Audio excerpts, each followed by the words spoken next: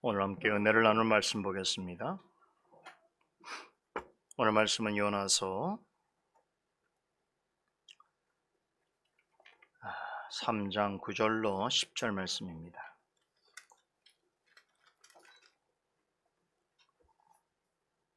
요나서 3장 9절로 10절 말씀 봉독해 올리겠습니다.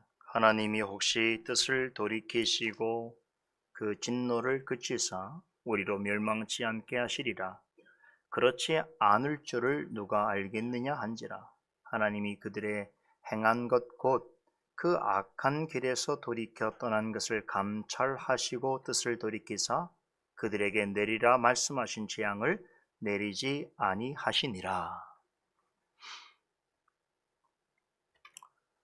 오늘은 요나서 강의 11번째 시간으로 3장의 마지막으로 소개되고 있는 두 구절을 중심으로 성령께서 전해주시는 말씀의 은혜와 교훈을 함께 나누고자 합니다. 지난주에는 요나서 3장 전체 내용에서 느니웨 성의 말씀을 전하는 요나에 대해서 집중적으로 살펴보았습니다. 요나가 물고기 뱃속에서 살아나서 기적적으로 느니웨 해변에 던져졌을 때에 지체 없이 하나님의 두 번째 말씀이 그에게 임하였습니다. 느니웨로 가서 하나님께서 명하신 것을 선포하라는 것이었습니다. 이것은 요나가 도망가기 전에 첫 번째 임한 것과 동일한 말씀이었습니다. 이 말씀을 듣고 요나는 즉각적으로 느니웨로 향했습니다. 도성 안에 있는 이방인들에게 이렇게 선포했습니다. 40일이 지나면 느니웨가 무너진다. 40일이 지나면 느니웨가 무너지리라 라고 외쳤습니다. 이 행위만으로 본다면 요나는 두 번째 자신에게 임한 하나님의 말씀에 순종한 것처럼 보여집니다. 그러나 온전한 순종이 아니었습니다. 절반의 순종이었습니다. 40일 후에 느니웨 성이 무너진다는 것은 실은 요나가 간절히 바라고 원한 일이었습니다.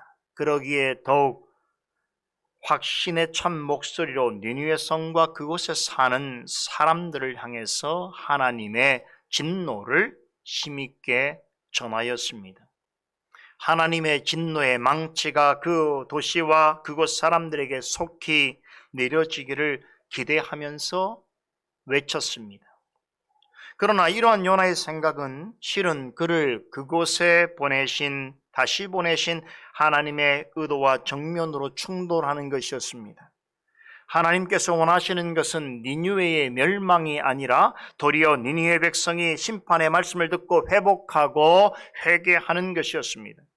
하지만 요나는 이런 하나님의 의도를 간파하지 못했습니다. 이 부분은 요나에 대해 합리적인 의심을 불러일으킵니다. 분명 요나는 1장에서처럼 하나님의 말씀을 듣고 도망하지 않았습니다. 다시 임한 하나님의 말씀을 듣고 그는 곧장 니느웨로 향하였습니다. 그러나 요나는 중요한 것을 놓치고 있었습니다. 하나님께서 왜 자신을 그토록 니느웨 성에 보내려 하시는가 하는 하나님의 깊은 의중을 깨닫지 못했습니다. 철천지 원수와 같은 니느웨 사람들에게 오직 재앙의 심판을 행하시는 것이 하나님의 뜻이라고 믿었습니다. 40일이 지나면 니느웨가 무너진다고 하는 메시지에는 이러한 요나의 변치 않는 종교적 신념과 신앙적 확신이 배어 있습니다. 이런 이유로 지난주 강설 시간에 요나의 행위를 자세하게 들여다보면서 겉으로는 하나님의 말씀을 듣고 따르는 것 같이 보이지만 실제로는 온전히 순종한 것이 아니라는 점을 분명히 지적했습니다. 물고기 뱃속에서 살아나는 놀라운 경험을 하였음에도 여전히 자신의 생각을 완전히 내려놓지 못한 상태에 있는 요나를 통해서 하나님의 말씀 중에서 내가 원하고 동의하는 것에는 마음을 집중하면서 반면에 나의 생각과 다른 교훈에는 늘 외면하려고 하는 우리의 못된 성향, 우리 안에 있는 요나와 같은 모습을 돌아보는 시간을 가졌습니다. 그런데 니느웨 성에 어떤 일이 일어났습니까? 요나로서는 상상조차 못한 너무나 놀랍고 신비롭고 충격적인 일이 발생했습니다. 요나가 절반의 메시지만 전달하였음에도 니느웨 성 사람들이 대거 회개하고 돌아오는 역사가 일어났습니다. 니느웨 사람들은 40일이 지나면 니느웨가 무너진다는 심판의 메시지를 전하는 요나에 대하여서 그를 비웃지도 않았고 그에게 폭력을 행사하지도 않았습니다. 오히려 작은 자로부터 큰 자에 이르기까지 심지어 왕조차 요나가 전한 심판의 메시지에 집중하면서 신중하고도 적극적으로 반응하였습니다. 요나서 기자는 니느웨 성 사람들의 이런 예상치 못한 반응을 한 단어로 묘사합니다. 원문 성경에 보면 우리말에 회개하다에 해당되어지는 히브리어 단어가 본문 8절에서 10절에 4번이나 반복해서 등장합니다.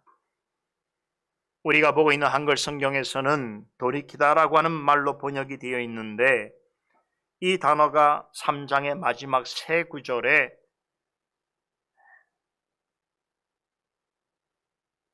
반복적으로 4번이나 등장하는 것은 결코 우연한 일이 아닙니다.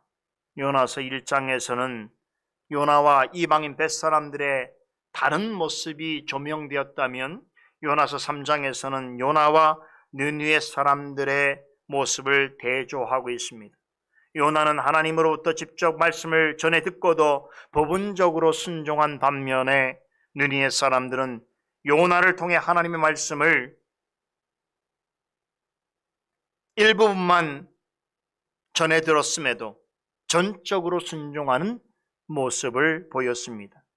이 점에 있어서 요나서 3장은 두 가지 다른 이야기를 전달하고 있습니다. 하나는 두 번째 말씀을 듣고도 여전히 온전히 순종하지 않은 요나에 대하여서고 또 다른 하나는 원수의 나라 사람이 전하는 복음을 듣고도 온전히 순종하는 니느웨 사람들에 관한 이야기입니다. 오늘 강설 시간에는 두 번째 니느웨 사람들의 이야기를 집중해서 생각해 보려고 합니다. 요나서 3장에서 요나의 관심사를 한마디로 말하면 애누리 없는 심판입니다. 그렇다면 요나서 3장 이야기에서 하나님의 최고의 관심사를 한마디로 표현하면 무엇인가? 그것은 바로 돌이킴, 즉 회개입니다.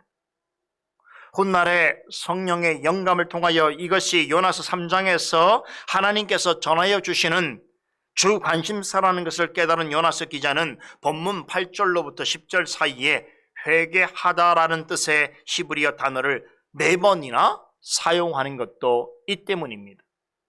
이것은 굉장히 의도적인 표현입니다.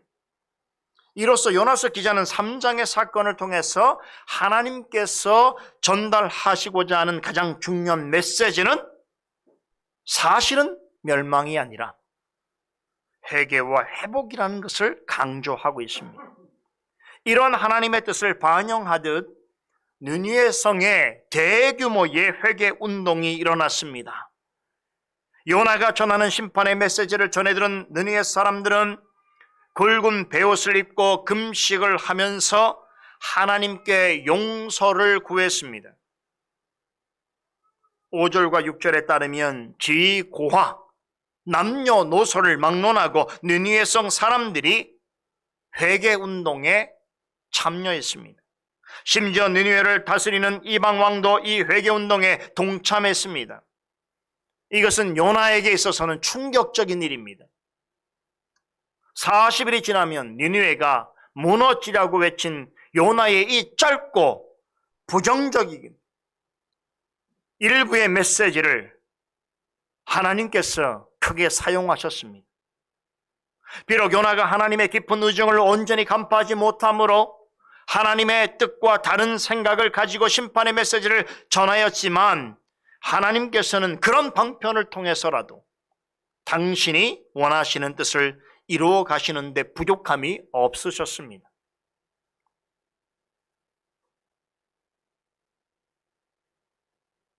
요나의 진심을 알게 된 상황에서 요나가 니느웨 성에 가서도 하나님의 말씀에 온전히 순종하기보다는 말씀을 이용해서, 말씀을 빙자해서 자신의 생각을 전달하려는데 급급한 모습을 취한 것은 대단히 안타깝고 유감스러운 일이 아닐 수 없습니다. 그러나 이로써 더욱 확실하게 알게 되는 중요한 사실이 있습니다. 느느웨 성에 일어난 아무도 예상치 못한 대규모적인 회개 운동은 사람이 행한 것이 아니다. 요나가 행한 것이 아니라 오직 하나님께서 일으키신 놀라운 역사다라는 사실입니다. 요나는 오히려 그 성 사람들에게 하나님의 메시지를 전달하면서도 그와 같은 일이 일어나지 않기를 바랬었고 일어나지 않으리라 확신했습니다. 이것은 다음 주 말씀을 통해서도 확실하게 알 수 있습니다.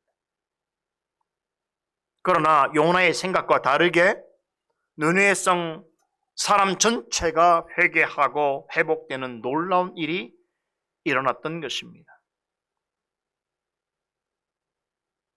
이것은 요나가 물고기 뱃속에서 3일간 머물다가 살아난 것보다 더 큰 기적입니다. 그런데 여러분, 놀라운 사실은 하나님께서 이렇게 하실 것에 대하여 요나는 물고기 뱃속에 있을 때에 이미 그의 입을 통해서 고백되어진 것입니다. 그가 물고기 뱃속에 있을 때 뭐라고 하나님 앞에 기도하면서 마쳤습니까? 구원은 여호와께로서만 말미암느니라 라고 그는 고백했습니다. 그의 말대로 되어진 것입니다.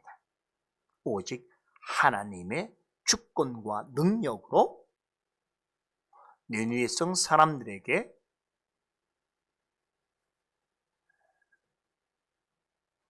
구원의 역사가 나타난 것입니다. 하나님께서는 구원을 베푸실 때에 말씀을 전하는 자를 사용하십니다. 사람이 전하는 복음을 듣고서 바르게 반응하는 이에게 구원의 은혜를 베푸십니다.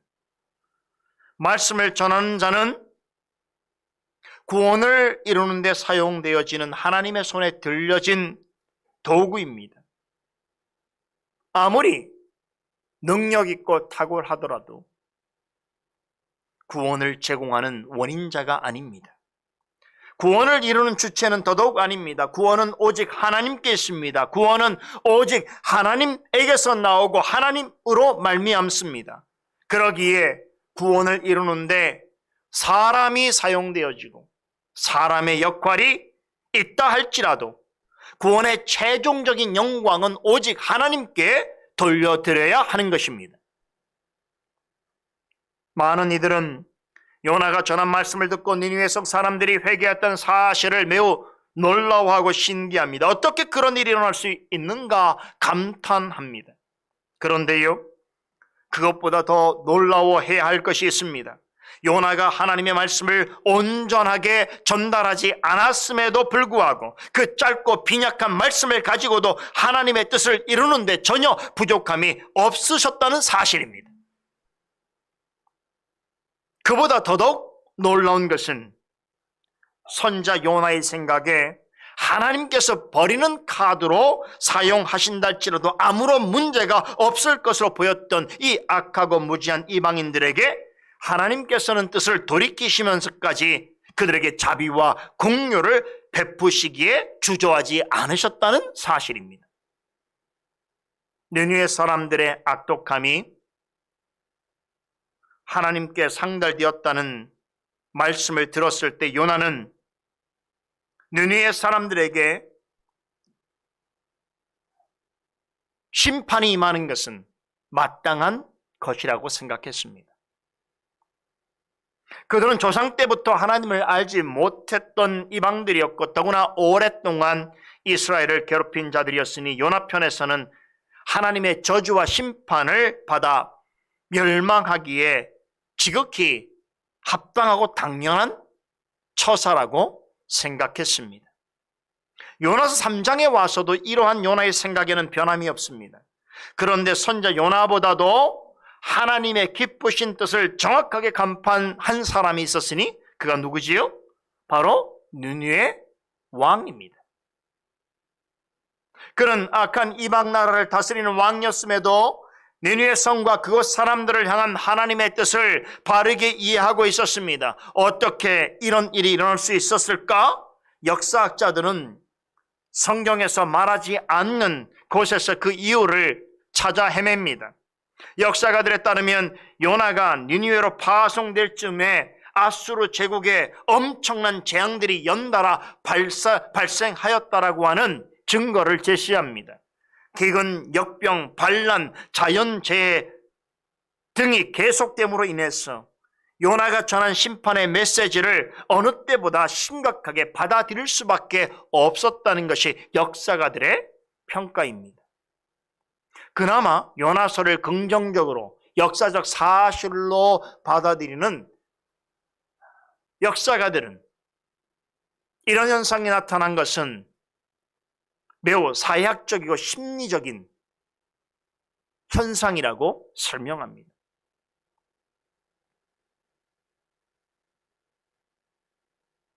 니느웨 성에 있었던 대규모의 회개운동을 이들은 하나님의 말씀보다는 이러한 어떤 외부적인 요인에서 그 의미를 찾으려 애를 씁니다. 이런 설명이 전혀 의미 없는 것은 아닙니다. 종교개혁의 역사를 주의 깊게 살펴보게 되면 루터와 칼빈에 의해서 본격적으로 종교개혁 운동이 전개되어지기 전에 존 위클리프나 존 후스와 같이 종교개혁의 여명을 밝히는 이들이 먼저 있었으며 정치, 사회, 경제, 문화적으로 종교개혁 운동이 일어날 수 있는 요인들이 이미 형성되어 있었음을 우리는 알고 있습니다.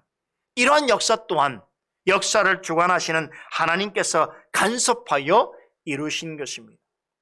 종교개혁이 일어나기 전에 종교개혁이 일어날 수밖에 없는 역사적, 사회적, 문화적, 경제적, 정치적 배경도 하나님의 주권 가운데 있다는 것입니다.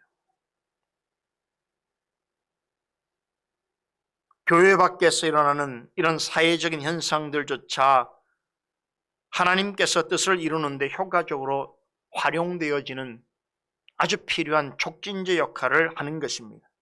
역사가들의 말대로 요나가 니느웨 성에 도착하기 전에 아수르의 멸망을 예고하는 듯한 재앙들이 연달아 나타나게 된 것이 사실이라면 그것은 우연이 아닙니다.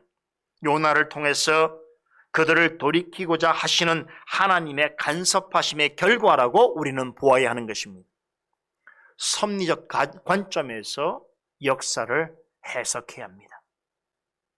그러나 그럼에도 완악하기로 유명했던 니느웨 사람들과 또한 교만하기로 이름난 니느웨 성 왕이 다 같이 굵은 베옷을 입고 금식을 하면서 하나님의 이름을 부르면서 민족적인 회개 운동에 동참하였다는 것은 어떤 설명으로도 이해하기 어려운 일입니다.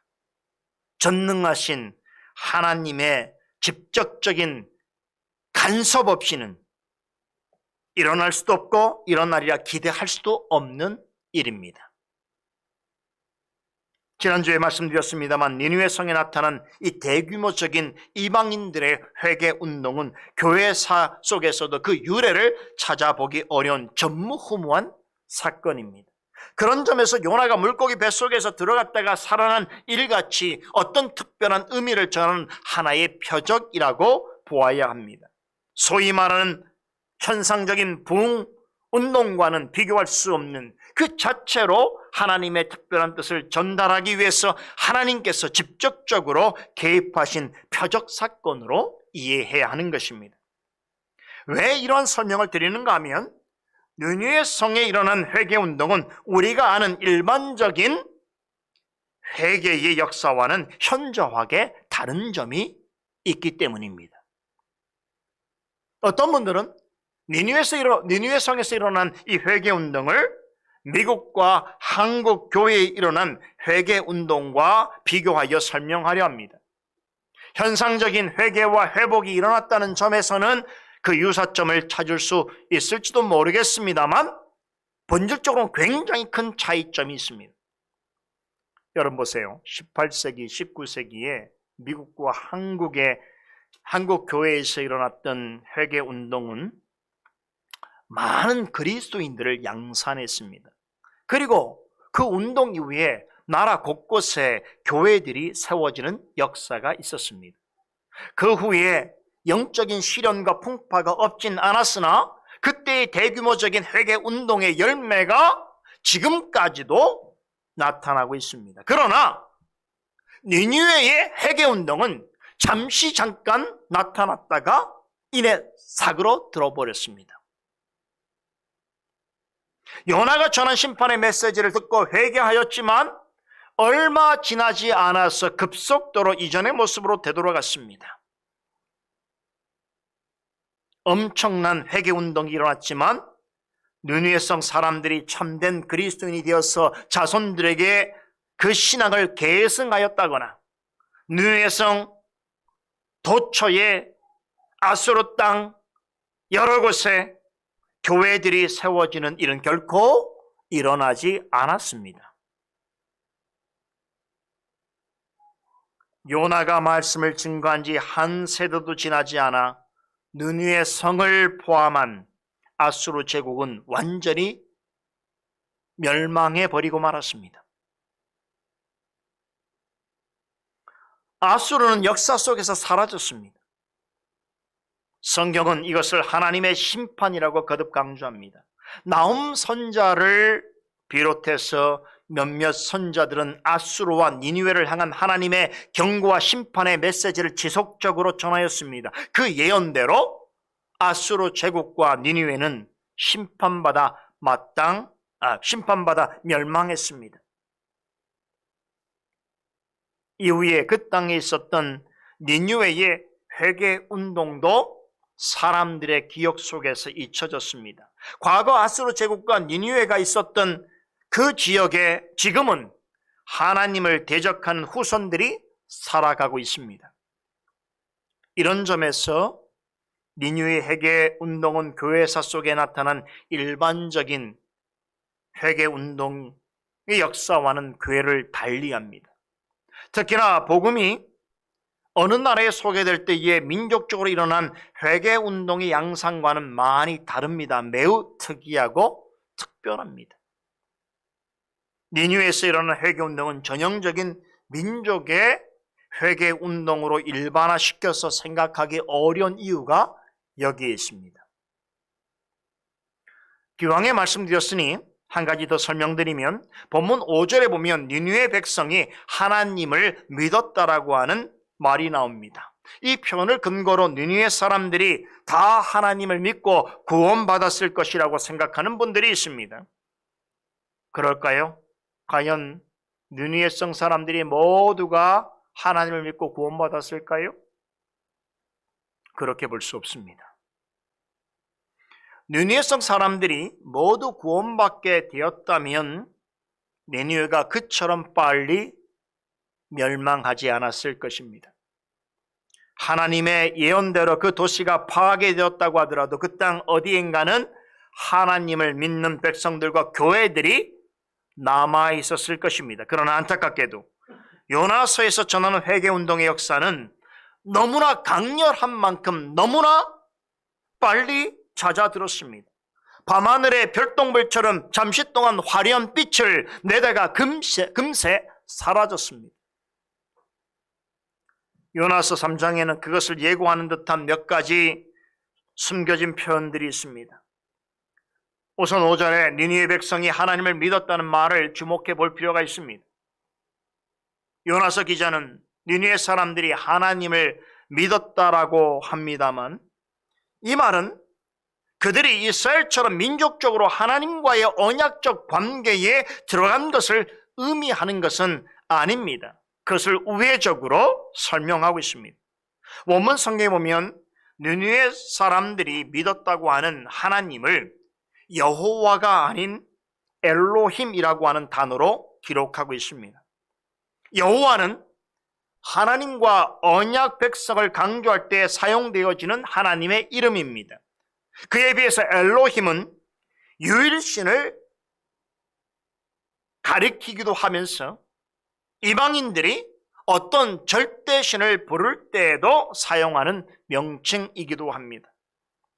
느느웨 사람들이 하나님의 이름을 불렀지만 그들이 하나님을 온전히 이해하고 있었는가 하면 그렇게 보기 어렵다는 것입니다. 그것을 확증해주는 증거가 있습니다.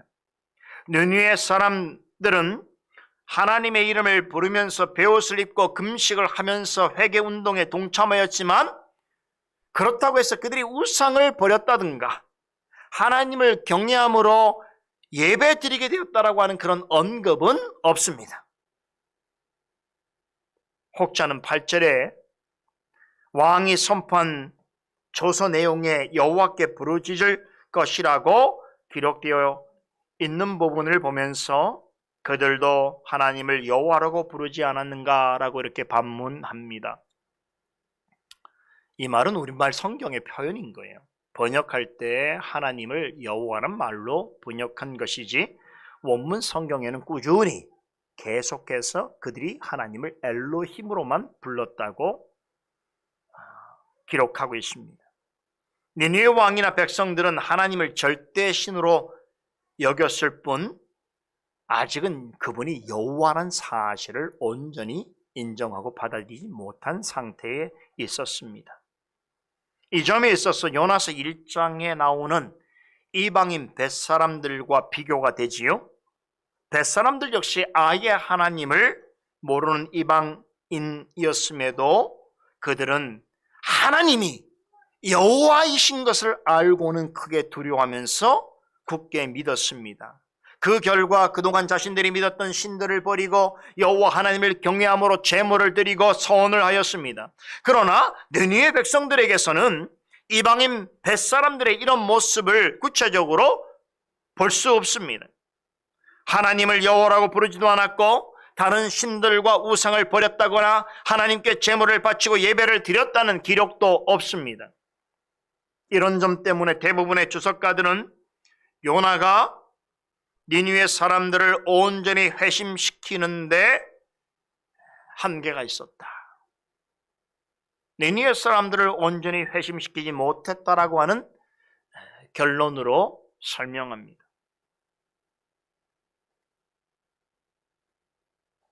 자, 그러나 여러분, 이러한 설명이 맞다 손치더라도 우리가 잊지 말아야 할 이 의심해서는 안 되는 중대한 사실이 있습니다. 니느웨 성에 일어난 이 대규모의 회개 운동은 하나님께서 매우 특별한 목적으로 개입하신 놀라운 역사입니다. 또한 니느웨 사람들의 회개는 그들 편에서는 하나님의 말씀에 대한 최선의 반응이었고 마음을 다한 진실한 회개였다는 것입니다. 40일이라고 하는 시간은 하나님을 바르게 알고 믿기에는 턱없이 부족한 시간입니다. 뿐만 아니라 선지자 요나로부터 하나님과 그분의 뜻에 대하여 자세한 교훈을 듣지 못했습니다. 그럼에도 그들은 심판의 메시지를 듣고서 굉장히 성숙한 태도를 보였지요. 요나를 조롱하거나 위협하지 않았습니다. 그렇다고 그저 무서워하거나 피하려고만 하지 않았습니다. 말로만 하나님을 찾거나 회개하는 척만 하지 않았습니다. 8절 하반절을 보면 그들은 힘써 하나님의 이름을 부르면서 악한 길과 나쁜 행동에서 돌이키고자 애를 썼습니다. 그들은 자신들이 아는 만큼 할 수 있는 만큼 최선을 다해서 회개했습니다. 그리고 진실로 회개 열매를 나타내고자 했습니다. 그동안 자신들이 너무나 쉽게 생각하고 행했던 온갖 불의와 폭력과 탐욕과 음란과 교만 같은 죄악으로부터 돌이키고자 했습니다. 그들에게는 참된 회개의 열심과 그 열매가 나타났습니다.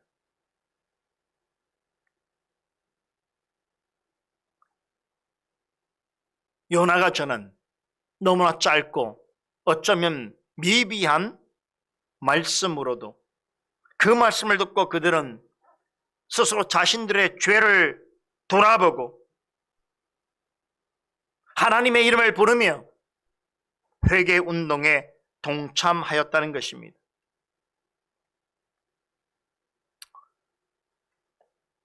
다른 관점에서 본다면 이것은 하나님께서 요나가 온전한 순종을 하지 않았음에도 요나가 저는 그 짧고 부족한 말씀을 통해서라도 그들의 죄악을 들춰내시고 그 이방 땅에 일시적으로나마 민족적인 회개 운동이 일어나도록 하셨다는 것입니다. 예수 그리스도를 의지함으로 하나님께로 돌아오는 그런 순전한 회개는 아니었을지라도 말씀을 듣고 자신의 죄악을 깨닫고서 죄인됨을 고백하면서 하나님께로 나와 회개할 수 있었다는 것은 그 자체로 하나님의 은혜의 결과인 것입니다.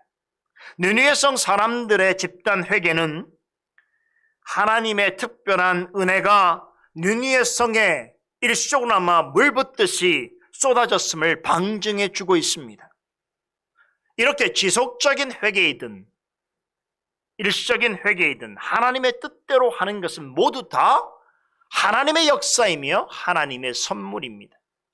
하나님께서 허락하신 선물은 한 가지만이 아니라는 것을 기억해야 합니다. 같은 회개라도 사람, 시기, 환경 등에 따라서 다른 모양으로 나타날 수 있습니다. 그럼에도 어떠한 것이든 진실한 믿음을 동반한 회개라면 전적으로 하나님의 은혜인 것입니다.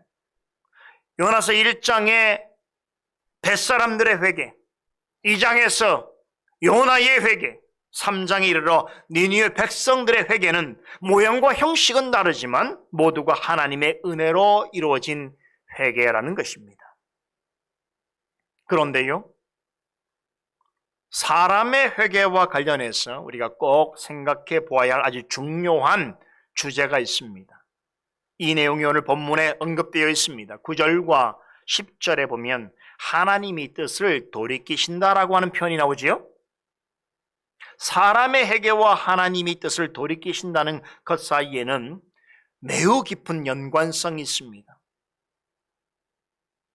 오늘 남은 시간에는 이 9절과 10절 본문을 중심으로 해서 사람이 회개하는 것과 하나님이 뜻을 돌이키시는 것 사이에 어떤 연관성이 있는가, 특별히 9절과 10절에 두 번이나 반복해서 표현하고 있는 하나님이 뜻을 돌이키신다라고 하는 이 말씀, 이 표현의 의미가 무엇인가를 상고해 보려고 합니다.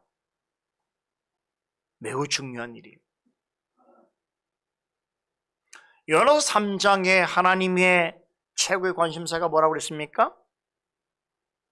요나는 멸망으로 봤지만 하나님은 회개로 보았습니다.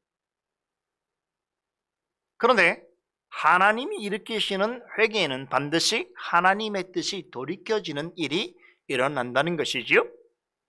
자, 그러면 하나님의 뜻이 돌이켜진다는 것은 무엇을 의미하는가 생각해 보아야 합니다. 본문 9절은 7절부터 언급된 니느웨 성 왕의 조서를 마감하는 내용을 담고 있습니다. 니느웨 왕은 자기 백성들에게 조서에 포함된 내용들을 신실하게 이행할 것을 촉구했습니다. 그리고는 9절에서 자신들이 그처럼 철저하게 회개해야 할 이유를 재차 강조합니다. 그것이 무엇입니까? 하나님이 혹시 뜻을 돌이키시고 그 진노를 그치사 우리로 멸망치 않게 하시리라. 그렇지 않은 줄을 누가 알겠느냐라고 반문합니다. 이 말을 쉽게 풀어 설명하면 이렇습니다. 우리 니느웨 백성 모두가 자신들의 잘못을 인정하고 진정으로 회개한다면 요나 선자를 통해서 40일 후면 니느웨가 무너질 것이라고 하는 하나님의 심판에 관한 예고가 우리 니느웨 성에 전달되었다고 하더라도 하나님이 그 뜻을 돌이켜서 진노를 그치고 우리를 멸망치 않게 하실 것이 아니냐, 이렇게 말하는 것입니다. 이런 니느웨 왕의 말에는 그가 자신을 포함한 니느웨 백성들과 하나님에 대해서 어떠한 인식을 가지고 있었는가, 그 의미가 내포되어 있습니다. 한 가지 놀랍고도 분명한 사실은 요나가 전한 심판의 메시지를 그가 진심으로 받아들였다는 것입니다. 하나님께서 당장의 니느웨 백성과 그 성에 진노를 쏟으셔서 멸망케 하신다 할지라도 할 말이 없다라고 하는 반응을 보인 것입니다. 놀라운 일이지요. 이는 하나님 앞에서 자신들의 죄악됨과 죄인됨을 인정하였다라고 하는 것을 의미합니다. 이방인 왕이, 그것도 악하기로 소문난 아수르 출신의 니느웨 왕이 어떻게 이런 신앙적인 생각을 하게 되었는지 우리로서는 알 수가 없습니다. 알 길이 없습니다. 다만 우리가 말씀을 통해서 추정할 수 있는 것은 그가 요나가 전한 심판의 메시지를 전해 듣게 되었을 때에 그의 마음에 아주 심각한 동요가 일어났다는 것입니다. 이전에 느끼지 못한 죄의식에 사로잡히게 되었다는 것입니다. 그로 인해 그는 두려워 떨 수밖에 없었습니다. 이 점에서 우리는 그 대상이 누구든 간에 그에게 전달되어지는 하나님의 말씀의 능력이란 어떠한가를 생각해 보게 됩니다. 히브리서 4장 12절 13절에 이르기를 하나님의 말씀은 살아있고 능력이 있어 좌우에 날선 어떤 검보다도 예리하며 혼과 영과 및 관절과 골수를 찔러 쪼개기까지 하며 또 마음의 생각과 뜻을 판단하시하나니 지으신 것이 하나도 그 앞에 나타나지 않음이 없고 우리의 결산을 받으실 이의 눈앞에 만물이 벌거벗은 것 같이 드러나느니라 라고 말씀합니다. 아무리 악한 죄인이라도 성령께서 말씀으로 그의 마음속 깊은 곳을 조명하시고 숨겨진 죄악의 찢기들마저 들춰내시기를 원하신다면 누구든 하나님 앞에서 다 벌거벗은 자처럼 설 수밖에 없다는 것입니다. 아무리 큰 죄인이라도 성령께서 말씀을 가지고 살아있고 능력 있는 말씀으로 저희 어떤 검보다도 예리하고 날선 사람의 영과 간절과 골수를 찔러 쪼개기까지 하는 마음의 생각과 뜻을 판단하는 그런 말씀으로 역사하실 때에 그 누구도 하나님 앞에서 자신을 감출 수 없다는 것이죠. 모든 죄악이 여실히 드러나게 된다는 것입니다. 성령께서는 요나가 전한 말씀으로 니느웨 왕의 마음에 이렇게 강권적으로 역사하셨습니다. 그 결과 하나님을 알지 못했을 뿐만 아니라 하나님을 대적하며 평생 살아왔던 자가 그 말씀 앞에서 자신의 죄인됨을 고백하면서 전심으로 회개하기에 이르게 된 것입니다. 그뿐이 아닙니다. 하나님께서는 아무리 큰 죄인이라도 진실로 회개할 때에 진노를 돌이키사 구원해 주실 수 있다라고 하는 믿음을 갖게 되었다는 것입니다. 물론 9절에 하나님이 혹시라도 뜻을 돌이키시고 진노를 그치사 우리로 멸망치 않게 하실지도 모른다라는 표현을 보게 될 때에 니느웨 성 왕이 우리처럼 성경의 모든 내용을 알고 있는 우리처럼 성숙한 믿음을 가졌다고 평가하기는 어렵습니다. 그럴 수밖에 없는 것이 그는 여전히 하나님을 잘 알지 못했습니다. 하나님을 아는 지식이 부족했습니다. 그럼에도 요나가 전한 심판의 메시지를 듣고는 하나님은 자신과 니느웨 백성과 같은 죄인들을 향해 진노하는 것이 마땅하오나 심판하지 않을 수도 있다라고 하는 일종의 가능성에 대해서 깊이 생각하게 되었던 것입니다. 자신을 포함하여 니느웨의 온 백성이 회개하고 악한 길에서 떠나고자 한다면 하나님께서는 진노를 거두시고 뜻을 돌이켜서까지 용서해 주실 수 있을 것이라고 하는 믿음을 가지고 있었던 것입니다. 그런 점에서 9절은 이방왕이 이런 믿음을 가지고 고백한 말인 것입니다. 신기하지요. 어떻게 하나님을 알지 못하는 자가 말씀을 듣고 이런 믿음을 가질 수 있게 되었는가? 이게 하나님의 역사예요. 이게 하나님의 살아있는 능력인 것이에요. 요나에 비해서 본다면 지식에 있어서는 니느웨 왕은 젖먹이와 어린아이와 같지요. 너무나 부족합니다. 그런데 하나님을 믿는 믿음에 있어서는 어떤 점에서 요나보다 더 낫습니다.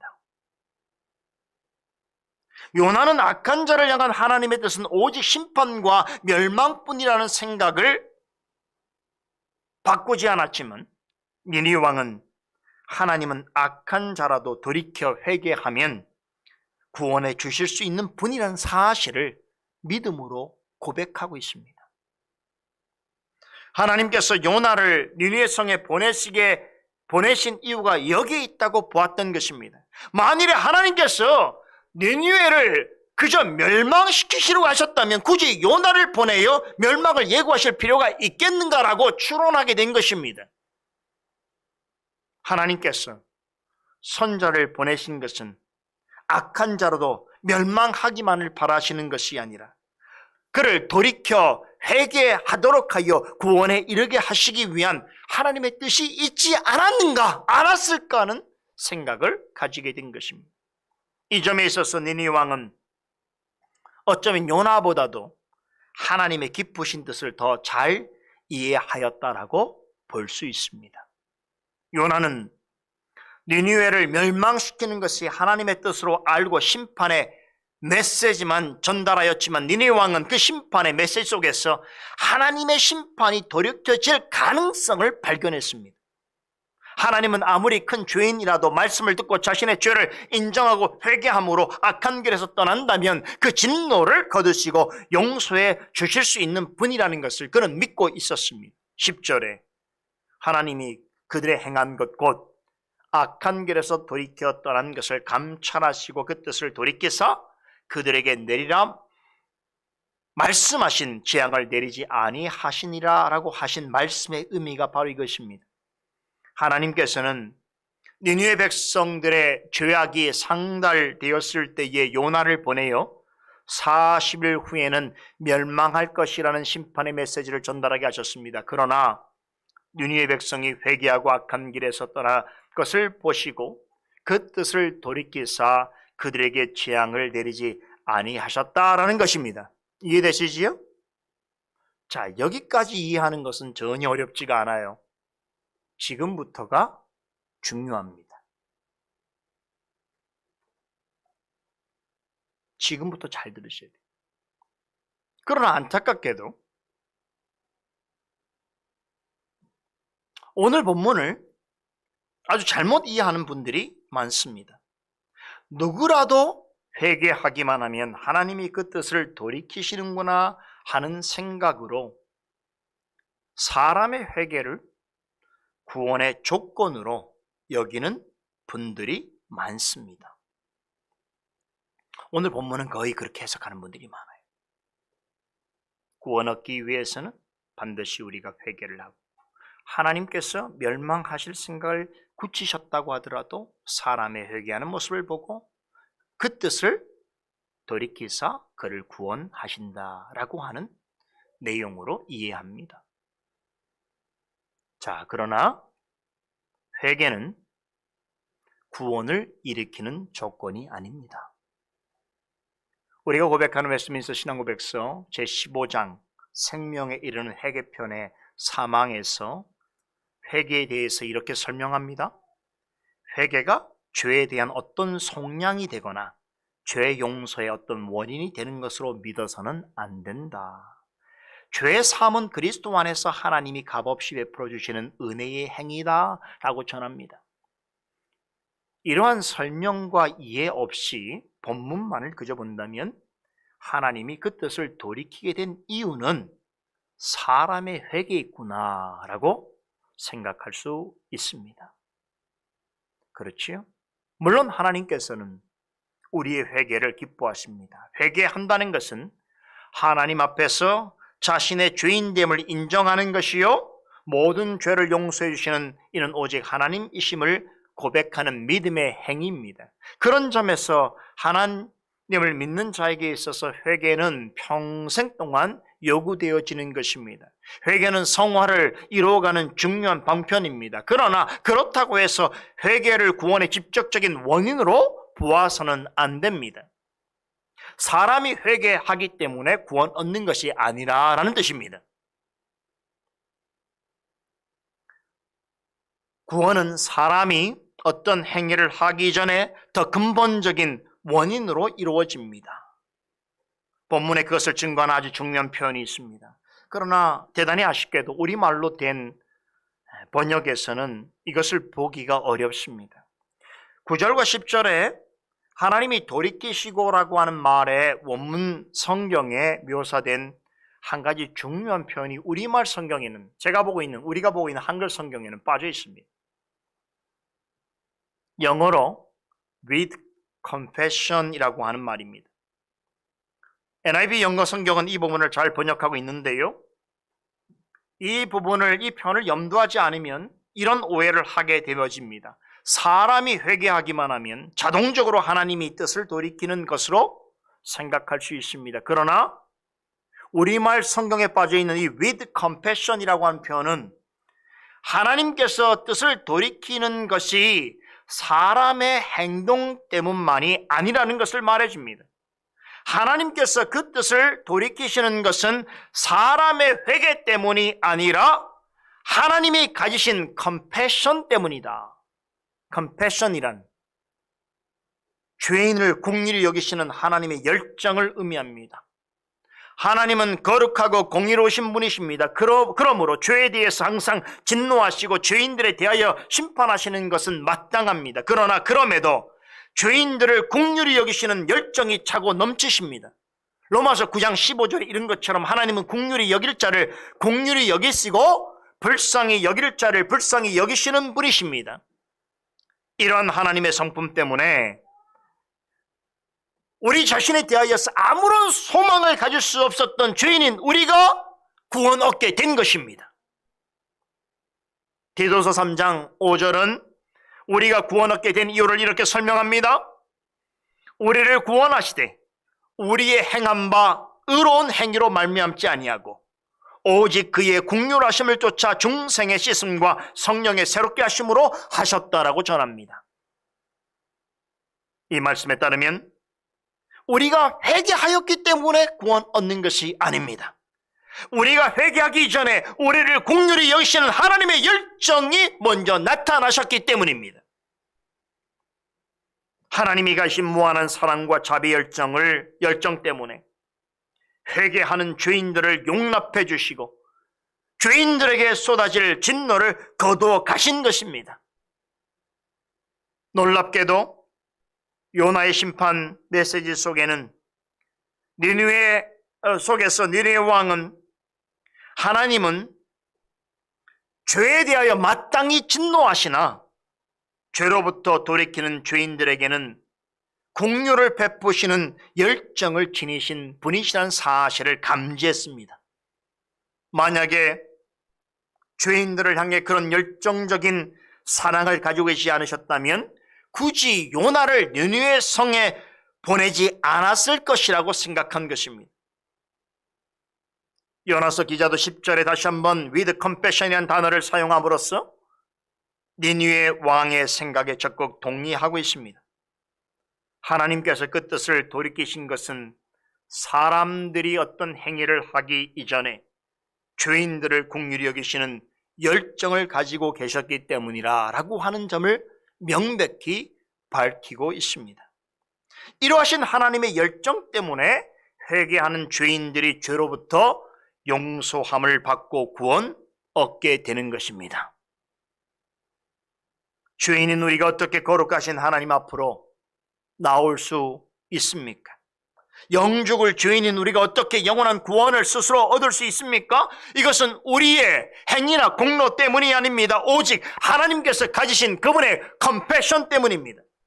우리가 하나님을 사랑하게 된 것도 우리가 먼저 하나님을 사랑해서가 아니라 먼저 하나님이 우리를 사랑하셨기 때문입니다.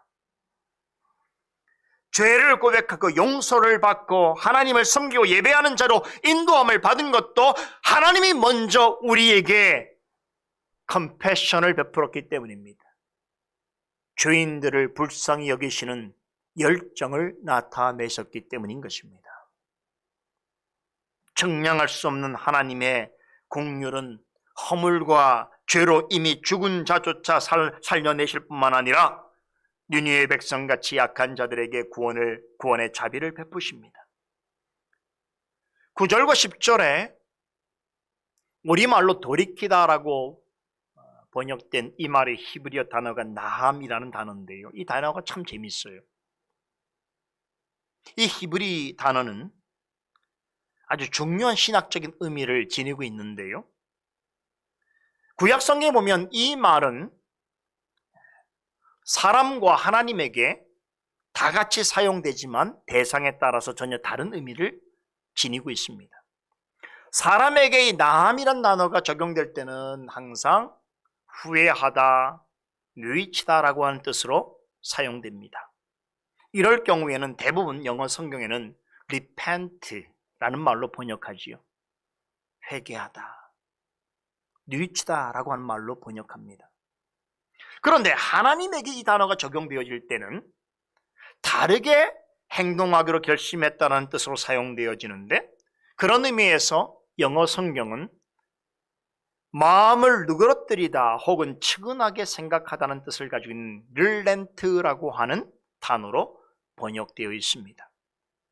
왜 이 부분을 설명드리는가 하면, 하나님이 뜻을 돌이킨다라고 하는 말을 하나님이 과거에 자신이 행하신 어떤 일을 후회하거나 잘못한 것이기 때문에 생각과 행동을 바꾸는 것으로 이해해서는 안 된다는 것입니다. 이게 굉장히 중요한 사실이에요. 이러한 개념이 없이 하나님이 뜻을 돌이킨다는 말만 생각한다면 하나님은 확고하게 정해진 뜻이 없거나 정한 뜻이 있더라도 사람의 행위에 따라 쉽게 바꾸는 그런 성향을 가진 분으로 오해할 수 있습니다. 그러나 기억하십시오. 불변성, 즉 변치 않는 성품은 하나님의 가장 대표적인 속성입니다. 하나님은 완전하고 영원하시기 때문에 변화하거나 변모할 필요가 없으십니다. 어떤 외부의 충격과 변화에도 영향을 받지 아니하십니다. 하나님은 영원토록 동일하시고 그분의 뜻은 영원히 변치 않습니다. 이런 하나님의 존재와 그분의 뜻의 불변성에 대하여 증거하는 구절은 성경에 무수히 많습니다.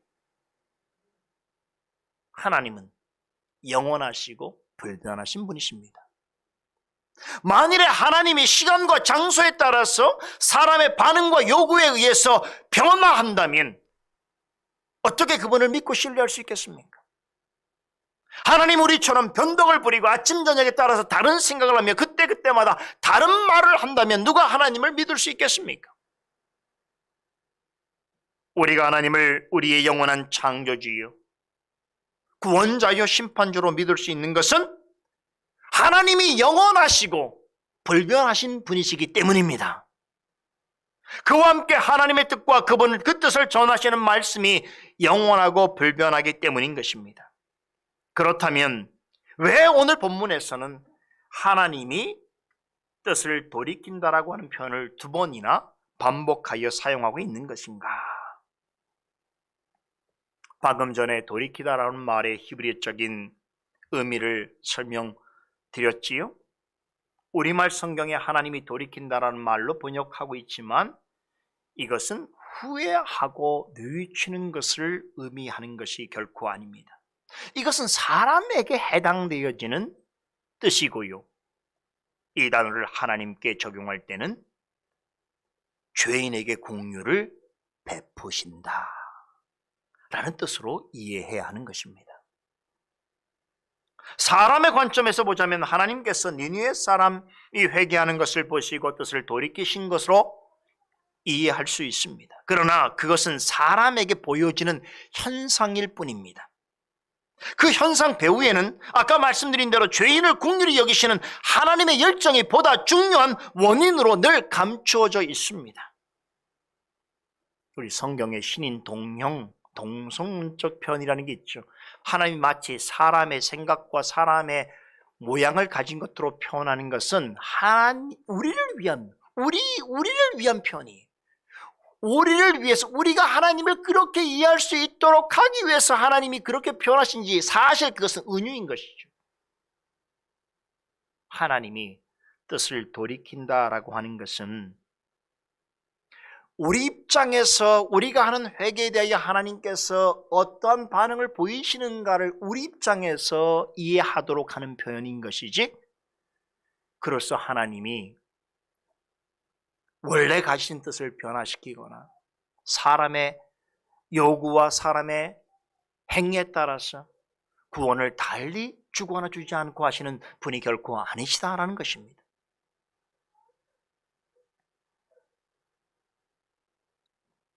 모든 보여지는 현상에는 그 배후에 하나님의 깊으신 오묘한 뜻이 있습니다.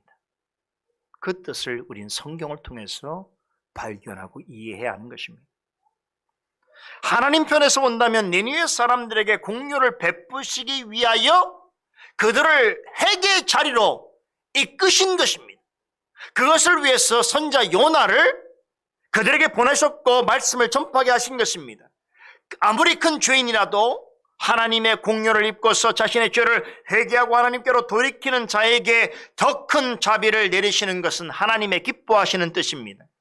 그러나 하나님께서 공유를 베푸심에도 불구하고 끝까지 자신의 죄를 고집하고 악을 행하며 하나님을 대적하는 자들에게는 자비를 거두시고 최종적으로 심판을 내리십니다. 그것은 변치 않는 하나님의 뜻입니다.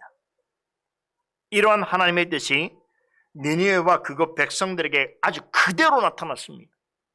니느웨는 악한 이방 민족이었음에도 죄인들에게조차 하나님의 긍휼히 여기시는 열정을 깨닫고 죄를 회개하고 악에서 돌이키고자 했을 때에 하나님께서는 그들에게 아낌없이 자비를 베푸셨습니다. 그들에게 내리라고 말씀하신 재앙을 내리지 않으셨습니다. 이로써 하나님께로 돌아오는 죄인들을 향해 원하시는 것은 멸망이 아니라 회복이라는 것을 분명히 나타내 보이셨습니다. 그러나 말씀드린 대로 니느웨는 그로부터 얼마 못 되어 진짜로 하나님의 심판에 의하여 완전히 파괴되었습니다. 하나님의 열정적이고 긍휼이 풍성한 사랑에 힘입어 민족적인 대규모적 회개 운동에 동참하였고 경험하였음에도 불구하고 얼마 가지 않았어 다시 이전의 악한 모습으로 돌아가고 말았습니다. 죄인에게 베푸시는 하나님의 긍휼과 용서의 은혜를 무가치하게 만들었습니다. 다시금 끔찍한 우상 숭배의 길로 나아갔습니다. 여러 선자들 통해서 심판을 예고하시는 말씀을 전하셨음에도 더 완악하고 강박한 마음으로 하나님의 뜻을 전면적으로 거부하고 대적하였습니다. 그 결과 악한 자들에게 내리라고 말씀하신 일이 니느웨 성의 재앙으로 임하였습니다. 아무리 악한 죄인이라도 주의 말씀을 듣고 회개하고 돌이키면 내리라 말씀하신 하나님의 진노가 그쳐지지만, 아무리 은혜를 받은 자랄지라도 주의 말씀을 끝내 듣지 않고 계속해서 악을 행하고 하나님을 대적하는 일을 고집한다면 하나님의 재앙과 심판을 결단코 피할 수 없다는 사실을 우리가 니느웨 성을 통해서, 니느웨와 니느웨 백성들을 통해서 명확하게 깨닫게 되어지는 것입니다. 여러분, 이것이 변치 않는 하나님의 뜻인 것입니다. 말씀을 마치겠습니다. 그렇다면 여러분과 저는 어떻게 해야 할까요? 답은 이것입니다. 하나님 앞에서 항상 겸손하십시다. 하나님의 말씀에 언제나 귀를 기울이십시다. 하나님의 뜻에 겸손히 순종하십시다. 그리한다면 죄인에게 내려질 재앙이 복으로, 죽음이 생명으로, 멸망이 영생으로 변하게 될 줄로 믿습니다. 이것은 하나님의 말씀을 믿고 늘 죄에서 돌이켜 하나님께로 나와 그분을 믿고 경배하는 자들에게 주신 영원한 약속입니다. 변치 않는 하나님의 뜻입니다. 성령과 말씀 안에서 이와 같은 은혜와 복을 날마다 맛보고 누리시는 여러분과 제가 되기를 간절히 소망합니다. 기도하십시다. 거룩하신 하나님 감사드립니다. 오늘 우리에게 주신 말씀을 통하여서 다시 한번 하나님의 기쁘신 뜻을 상고하게 하여 주시고 하나님 앞에 우리가 서 있는 처지와 우리가 마땅히 행해야 될 일이 무엇인지를 더욱더 분명히 깨달아 알게 하시니 감사를 드리옵나이다. 하나님께서 말씀을 통하여 우리에게 분명히 제시하시고 증거하시고 깨닫게 하시는 그 교훈들 앞에서 늘 우리의 어리석음과 우리의 연약함을 보게 되어집니다. 그것은 요나도 경험했던 것이요 또 은혜를 받았던 니느웨 사람들도 경험했던 것입니다. 하나님께서 이와 같은 말씀을 오늘 이 시대에 이때에 우리에게 전하시는 데는 분명한 목적이 있음을 믿습니다.